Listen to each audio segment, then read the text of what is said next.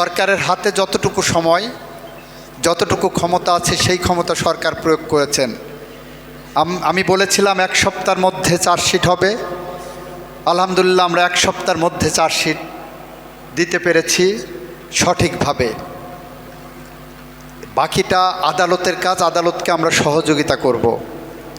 আদালত চার্জশিট পাওয়ার পরেই আগামীকাল কোর্ট খুলবে, আদালত খুলবে, সেখানে প্রথম দিনেই এই মামলাটার গুরুত্ব বিবেচনা করে শুনানির জন্য রেখেছেন।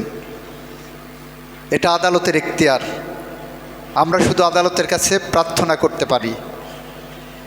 আমরা প্রার্থনা করব সর্বোচ্চ সাজা, বাকিটা আদালত যেটা ন্যায় বিচারের স্বার্থে মনে করবেন সেটাই করবেন। তবে আমি মনে করি যে যেরকম সাক্ষ্য প্রমাণ আছে, আসামির দোষ স্বীকারোক্তিমূলক জবানবন্দি আছে, সেই বিবেচনায় আমাদের যে সর্বোচ্চ শাস্তি, আমরা মনে করি আদালত এই বিষয়টা বিবেচনায় নেবেন।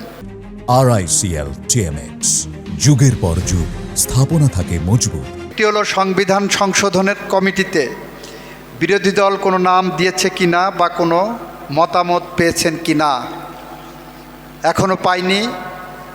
আমরা লাস্ট সেশনের আগে বিরোধী দলের সাথে কথা বলেছিলাম। আমরা বলেছিলাম 17 সদস্য বিশিষ্ট একটা সংবিধান সংশোধন কমিটি করতে চাই।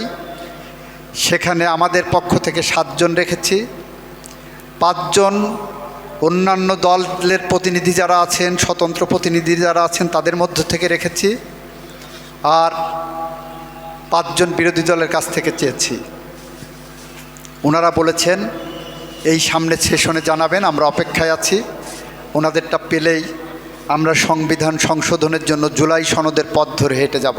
মানবাধিকার কমিশন আইন এবং গুম কমিশন আইন নিয়ে আমরা ইতিমধ্যেই প্রথম কনসালটেশন করেছি। আমাদের অনেক সুপারিশ এসেছে, সেগুলো যাচাই বাছাই করে দেখছি।